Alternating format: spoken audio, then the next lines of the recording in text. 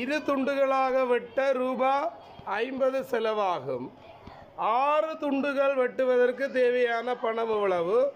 முதலாவிடை 300, 250, 200. கவனித்துக் கொள்ளுங்க. இந்த கேள்விக்கு படியா ஞாபகம் வச்சுக் கொள்ளுங்க. வெட்ட விட துண்டொண்டு கூட, வெட்ட விட துண்டொண்டு கூட, துண்டை விட வெட்டொண்டு குறைய, வெட்ட விட துண்டொண்டு குறைய. அப்படி என்ன பாருங்க, இரு துண்டுகள் என்று சொல்லி சொன்னா ஒரு கம்பிய ஒரு வெட்டு வெட்டினா 2 துண்டு வேறு. துண்டை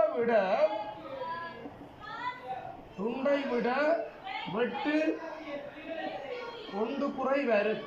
ஒரு வெட்டுக்கு 2 துண்டு வேறு. அப்படி என்றா ஒரு வெட்டுக்கு தானே 50 ரூபாய். அப்படி என்று சொன்னா 6 துண்டுகளுக்கு எத்தனை வெட்டு வரும்? 6ல இருந்து 1 கழிச்சா 5 வெட்டு வரும். 6 துண்டு 5 வெட்டு. ஒரு வெட்டுக்கு 50 ரூபாண்டா 50 நாங்க 5ஆல பெருக்கிறோம் என்று சொன்னோம். 0 5 25 விட எவ்வளவு வரும்? 250 வரும்.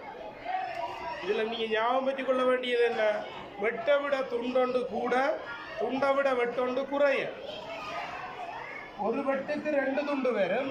அப்படி என்று சொன்னா 6 துண்டா 5 வெட்டு. ஒரு வெட்டுக்கு தான் 50 ரூபாய்.